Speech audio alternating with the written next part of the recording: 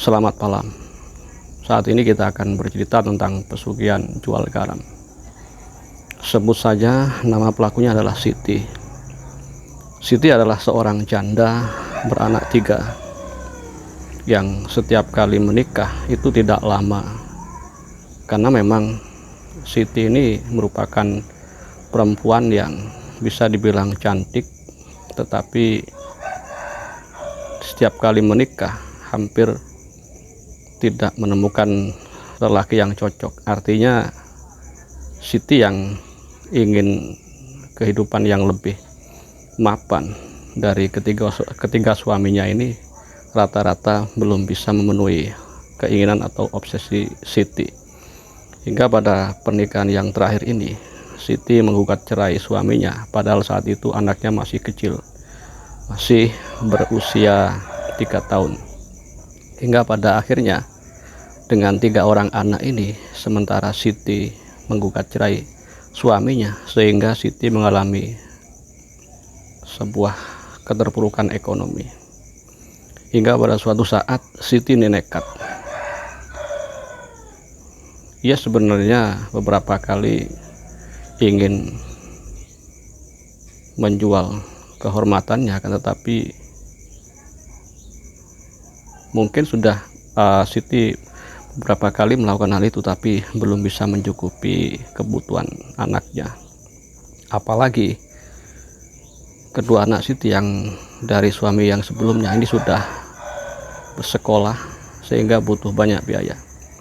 Hingga pada suatu saat Siti ini nekat untuk melakukan sebuah pesugihan.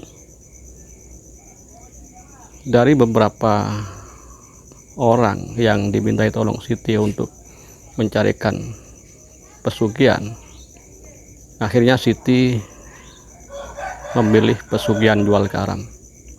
Sebuah pesugihan menjual garam di sebuah kuburan angker, dan akhirnya itulah yang dipilih oleh Siti karena konon tidak membutuhkan tumbal.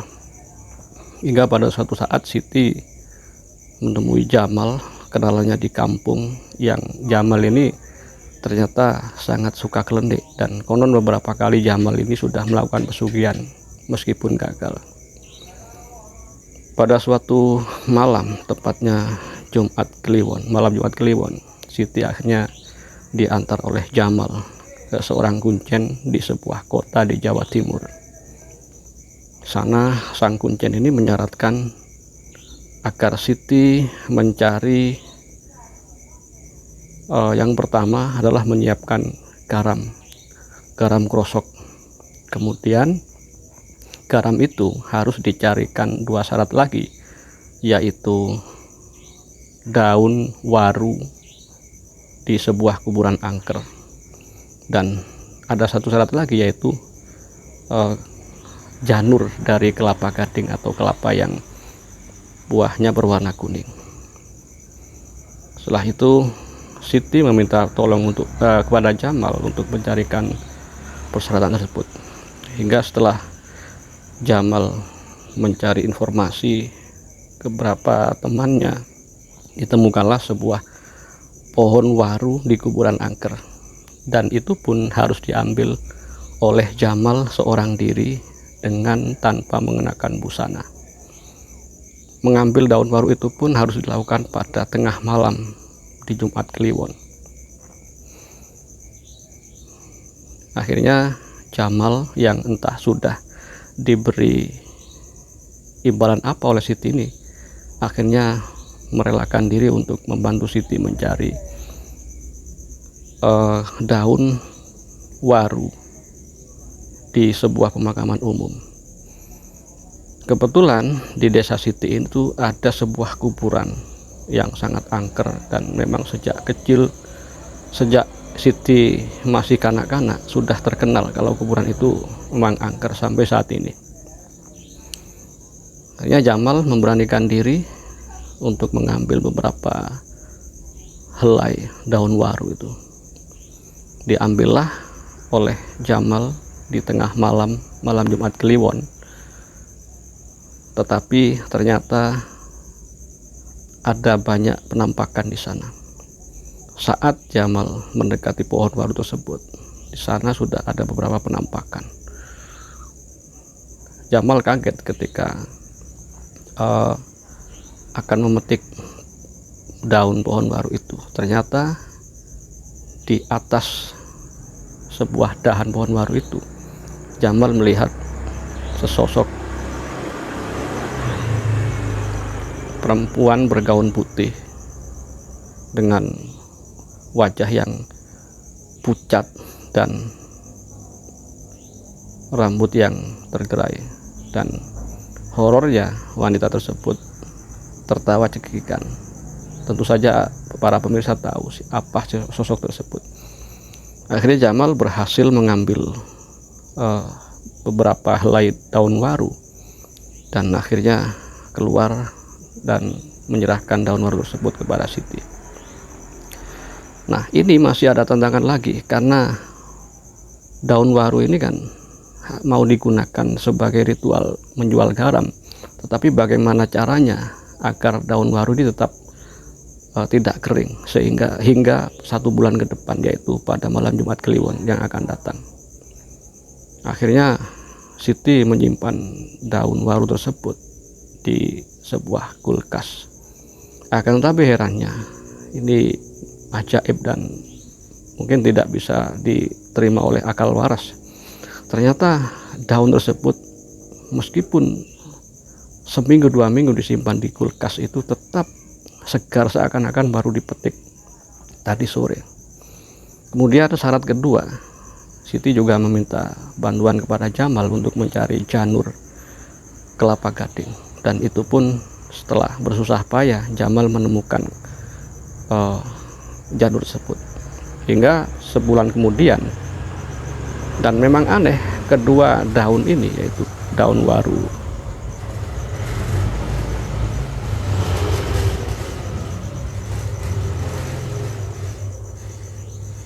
dan daun janur ini ternyata tetap segar meskipun sudah berminggu-minggu disimpan di kulkas. Akhirnya pada hari H tibalah waktunya Siti untuk melakukan ritual jual garam.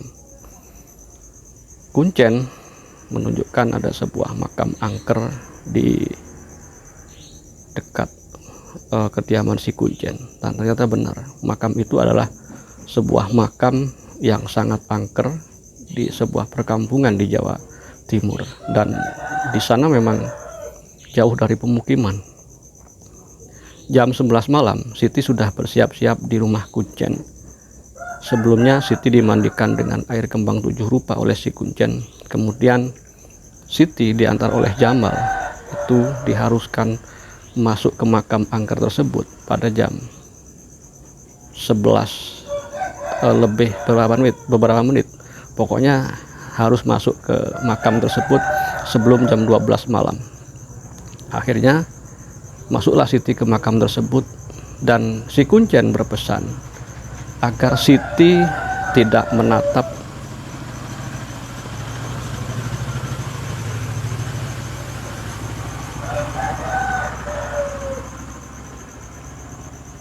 para pembeli yang umumnya dari makhluk gaib.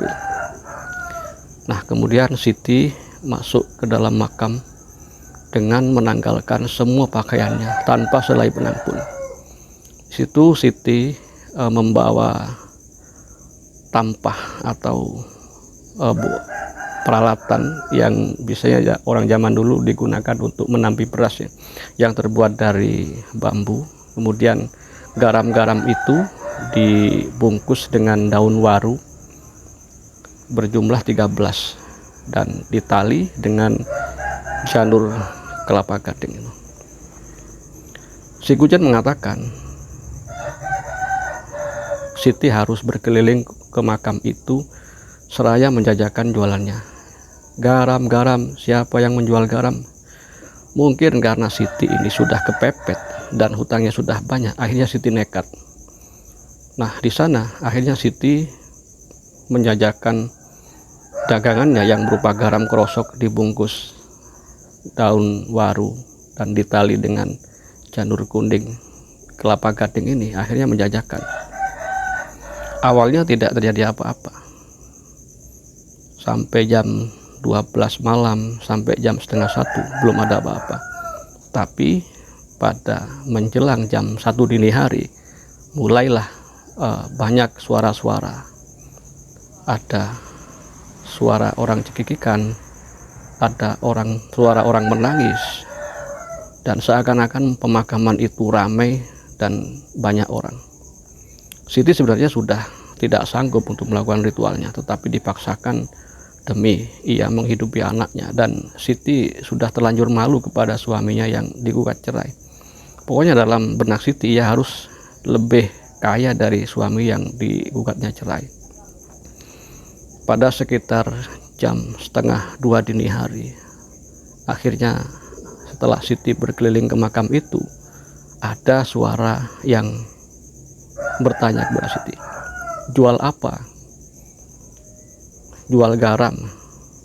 Akhirnya ada sesosok seperti monyet besar berbulu dan matanya merah. Akan tetapi sesuai dengan pesan Kuncen, Siti tidak menatap sosok tersebut. Akhirnya Siti menjual garamnya, sebungkus garam itu, kemudian menunjukkan uang 100 ribuan yang sudah disiapkan teman tersebut. Dan ternyata si makhluk gaib ini membeli sebungkus garam itu dengan beberapa lembar uang 100 ribuan. Maka Siti yang sebenarnya sangat takut ini akhirnya kembali nekat untuk melanjutkan jualannya, dan ia kembali berkeliling, dan situ ternyata banyak yang membeli. Ada sesosok yang tangannya hanya berupa tengkorak, ada sosok yang tangannya sangat pucat dan berlumuran cairan merah. Tetapi Siti yang sudah terbuai dengan lembaran-lembaran uang yang diberikan kepada pembeli pertama tadi, Siti terus melanjutkan. Hingga pada akhirnya Siti ini penasaran, siapa sih, sosok apa sih yang membeli garamnya itu. Padahal si Kuncen sudah mewanti-wanti agar Siti tidak mendongakkan wajahnya, karena kalau Siti mendongakkan wajahnya maka Siti akan takut, bahkan bisa pingsan. Dan kalau sampai Siti lari dari kuburan itu, maka ritualnya batal. Hingga ketika garam yang dijual Siti ini tinggal 3 bungkus, akhirnya Siti penasaran dan mendongakkan wajahnya. Ternyata pembeli yang saat itu adalah sesosok pocong. Akhirnya Siti pingsan dan tidak ada suara apapun hingga menjelang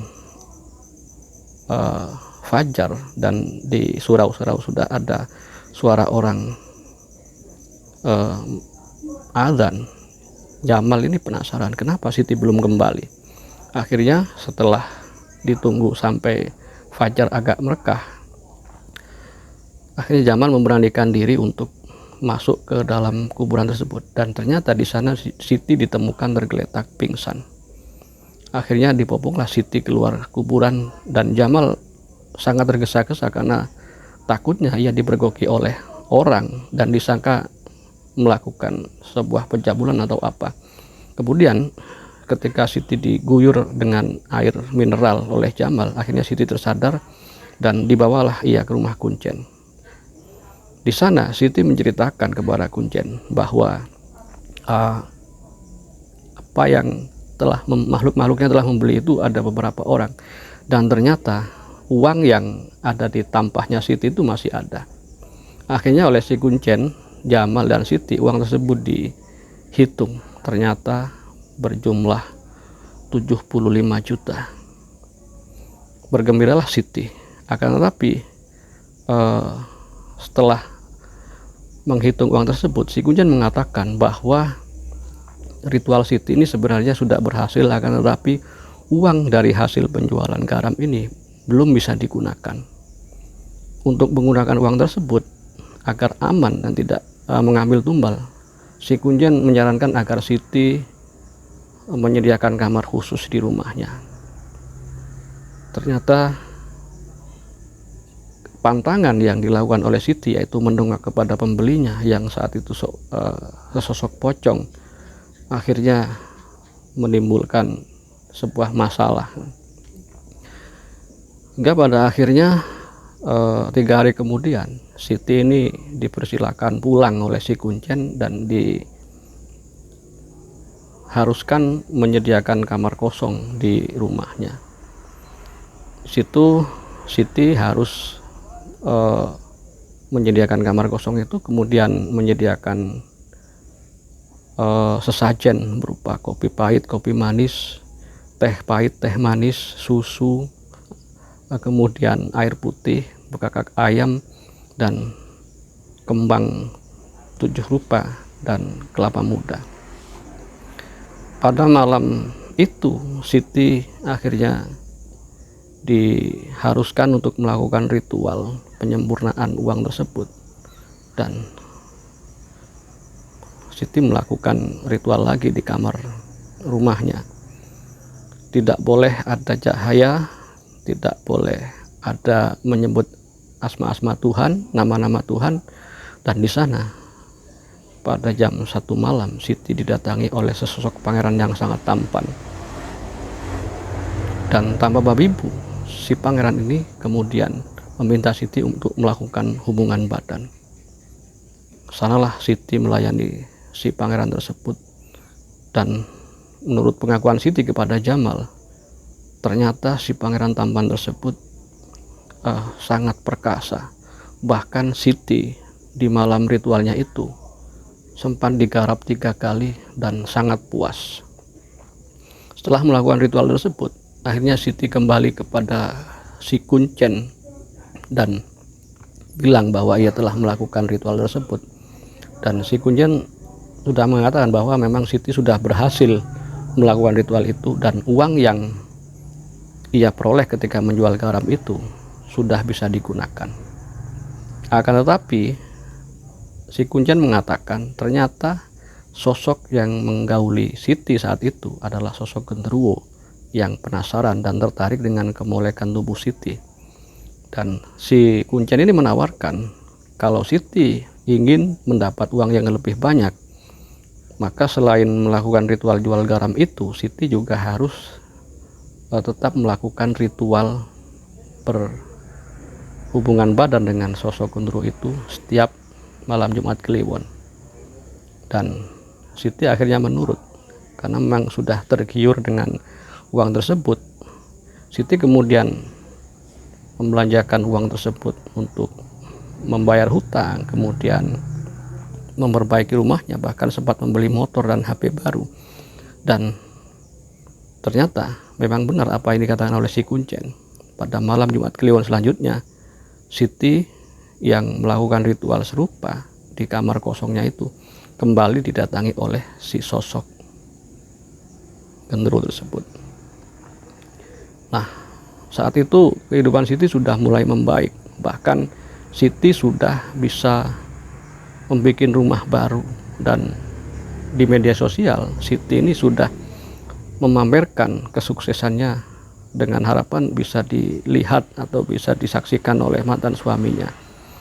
Dan ternyata pada malam ketiga ritual ini, saat Siti berhubungan badan dengan si genderuwo itu, anaknya yang paling kecil terbangun dan mencari Siti dari kamarnya, kemudian mengintip ke kamar kosong tempat Siti melakukan hubungan badan dengan si genderuwo itu. Si anak kemudian menjerit, dan kemudian sosok pangeran yang sebenarnya genderuwo ini lenyap, dan terjadilah suatu musibah. Esok harinya anak Siti yang paling bungsu ini, yang paling kecil ini, mengalami demam, dan 2 hari kemudian meninggal. Ternyata si sosok genderuwo yang berhubungan dengan Siti ini tidak terima saat berhubungan badan diintip oleh anaknya yang paling kecil ini, dan mungkin entah sebagai tumbal, entah karena tidak terima diintip oleh si anak ini, si anak akhirnya diambil oleh si genderuwo. hingga pada akhirnya Siti harus kehilangan anaknya. Dan konon menurut si Kuncen ini, perjanjian tidak sengaja antara Siti dengan si Gondoruo ini terus berlanjut. Siti akan diberikan kekayaan apabila Siti bersedia menumbalkan anaknya yang kedua dan pertama. Dari situlah Siti akhirnya depresi dan mencoba untuk melepas perjanjian yang tidak sengaja ini dengan si Gondoruo ini, tapi Siti tidak menemukan jalan keluar.